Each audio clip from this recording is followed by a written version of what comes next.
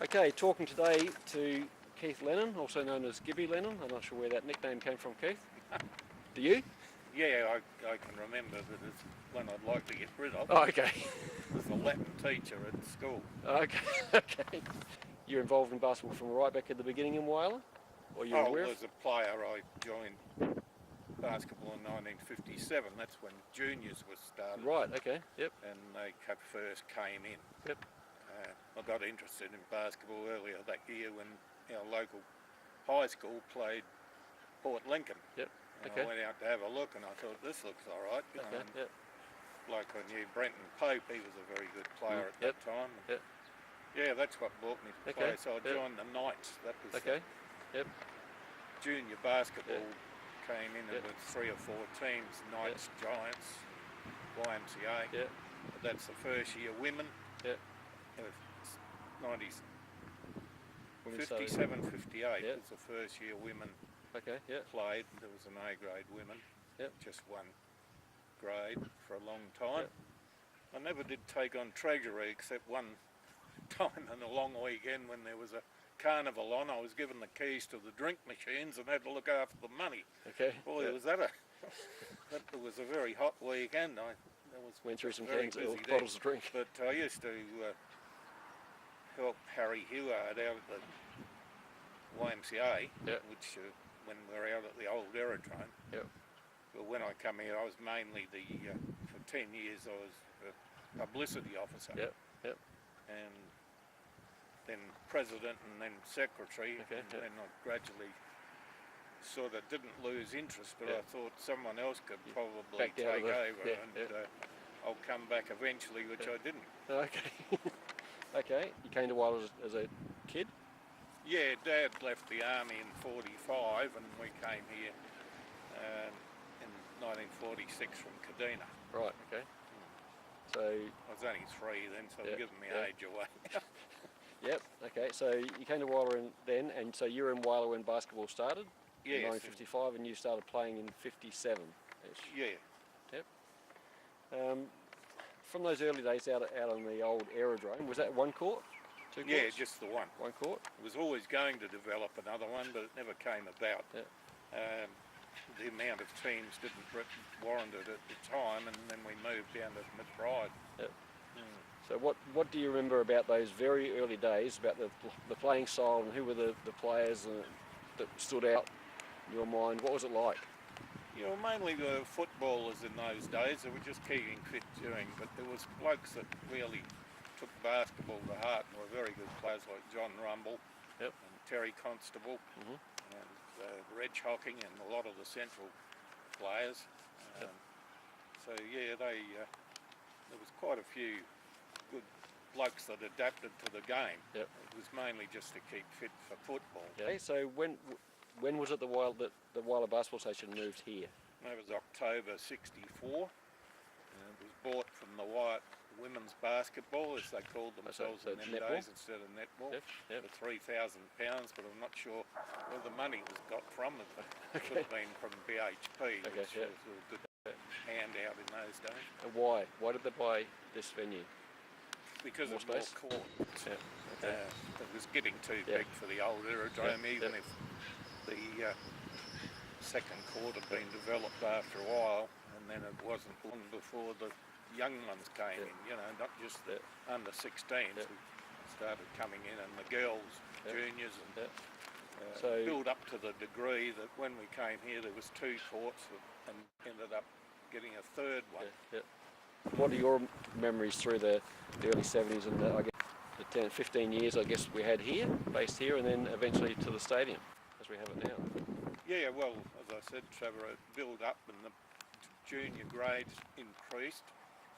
By the time we left here, we had under 10s, you know. But when Alan took over as president, and it started to move a lot better because there was no financial difficulties or anything in the early days.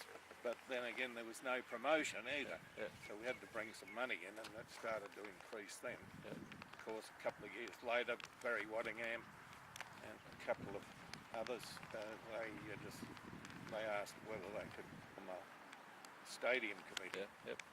In those days we didn't know where the hell it would be. We made various inquiries and found out if we'd build a stadium here, probably was on BHP land, and it probably would have taken an act of parliament to get it underway. So when Jubilee Park was developed, before that the rec centre, we were able to play indoors in 1976. But then the stadium opened in 77. I was president when it was opened. Okay, excellent. Jack Risby opened that. Ron Loveday opened McBride Terrace. Right. And the chairman of what they called the Town Commission in those days, Charlie Ryan, he opened the basketball in 55 to get it off the... Okay.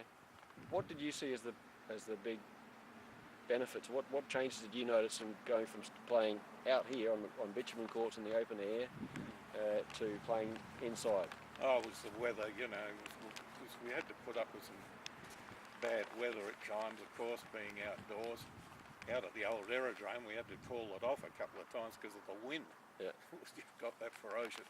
I can't remember that happening here, but you know, the very cold weather in the winter time. It's probably not so bad in the summer, except, you know, being indoors. Well, that was when I took a junior team to Adelaide in '63. They were amazed, you know, to play indoors for the first time. You know, it was just a different world. Totally different. That's the ultimate, Trevor. You know, to get indoors, play in those conditions. So did you yourself get to play indoors? Did you play in the stadium? No, I didn't. Never played in any stadium? That was all. So you never played in any stadium ever? No. Well, I had the pleasure to coach Barry Robin, and we know where he went from there. And then that Knights junior team with Bruce Bernard, Dan Chandler. How old was Barry Robin when you were coaching him? Was Rodney playing at the same time, or Rodney's a bit younger? Rodney came in after us. But Barry started, was he born 47? He would have been 15. And in 62 when I took over coaching him. Played, obviously, one of the best footballers ever. Played state cricket, and I'm assuming he was a very good basketballer. Oh, yes. Well, Bruce Bernard, he was an excellent, he was like a wizard on the court. And Barry was sort of in his shadow a bit. But when we went to Adelaide and played at Forestville, which was the court there, and we nearly won the state championship, beat top North Adelaide, which was the top side, Barry just took it like a... What would you say? He was just magnificent. Did you would have seen Michael Armatt play here? Do you remember that? Yeah. Was he impressive to see here, or was he playing pretty low key? No, I think he was fairly low key. But we had one guy in the old aerodrome. He was called Algie in the Tarvis. And this fella came out one night, and he said, "Can I get a game with someone?" No one knew. Said, "Oh yeah," and he sort of shuffled him around. It was sort of out at the old aerodrome. Everyone's moving around, and someone said to him, I think Terry Constable, he said, "What's your name?" He said, "Algie Ignatarvis." Oh, couldn't get us formed quick enough. This was an Olympian. He played in the '56 Olympics in Melbourne. He was Lithuanian, but he got an Australian citizenship. Of course, Knights went and won the premiership that year, so that was one of the best things I ever saw come out of it. No one knew who he was, but they soon did.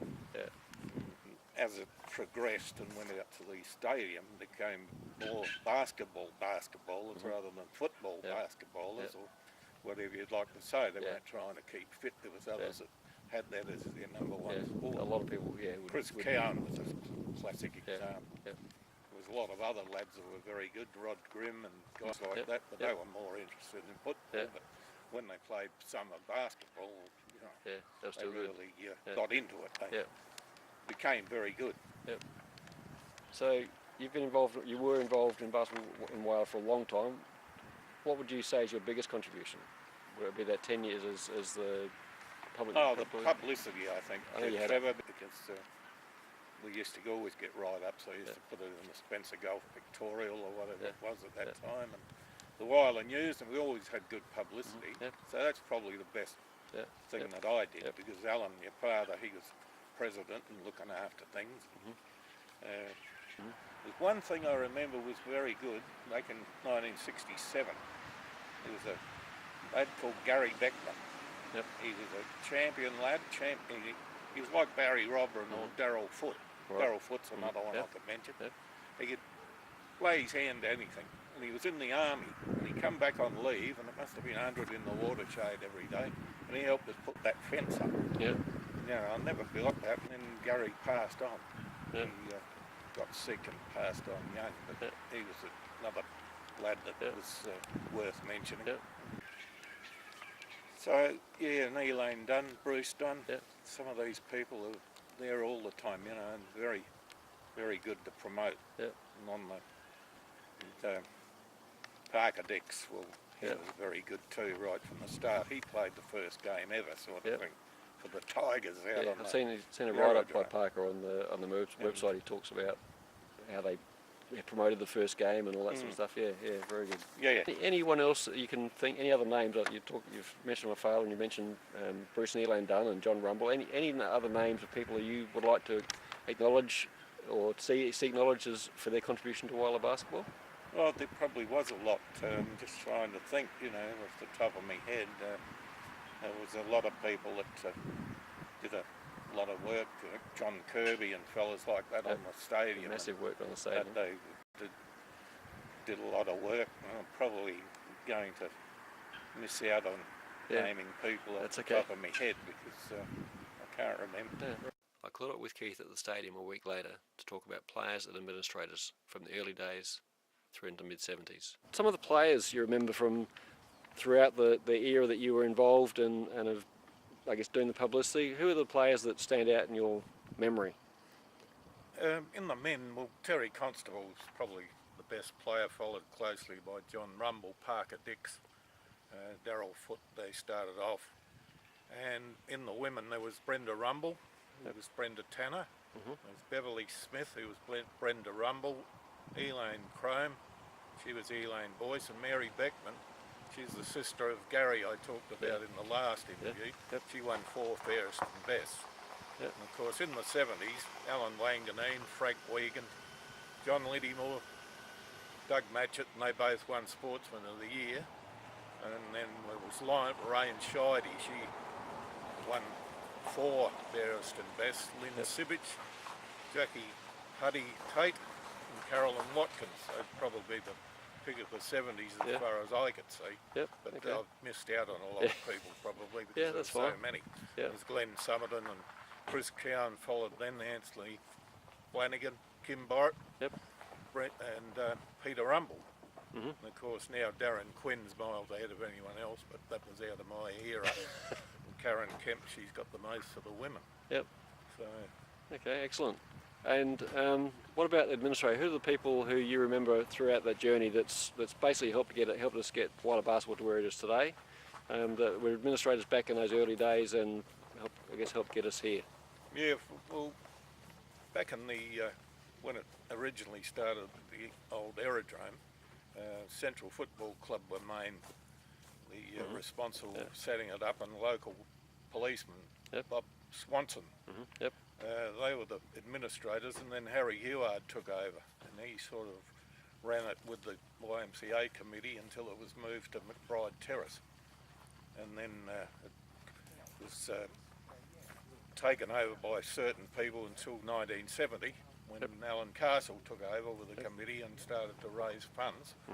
And it was Vic Constable, and he was the original life member along with Harry Heward, and he used to do a lot of work around. And and then the stadium committee, of course, I think we discussed them, didn't we? Barry you mentioned Barry, but just go into other people who were involved in that. There was Wyden Chevelle, he was a lawyer who used to do a lot of work and nil the business that had to be done, and of course he turned out to be a Supreme Court judge these days, so he was pretty cluey in that. And Kim Marston, he was a Whyalla News journalist, he used to give us a lot of support and a lot of that publicity. And then there was Val Robson, who was a secretary for 5 years, John Spooner, Mike Osborne and Pat Kemp. I hope you have a special mention to Laurie Rees, who constructed the stadium. He was the architect. Right, okay. A special mention here to Darren Hoffman for the extensive compilation of the Whyalla Basketball Association's historical records, which led to the publication of the booklet that has been distributed for the information and enjoyment for all basketball followers. Thank you, Darren. He did a great job on that. Okay, and so Keith, thank you, because I know that you had a fair bit of input into helping Darren with those records, but thank you for all your input and promotion of Whyalla basketball over a huge amount of time.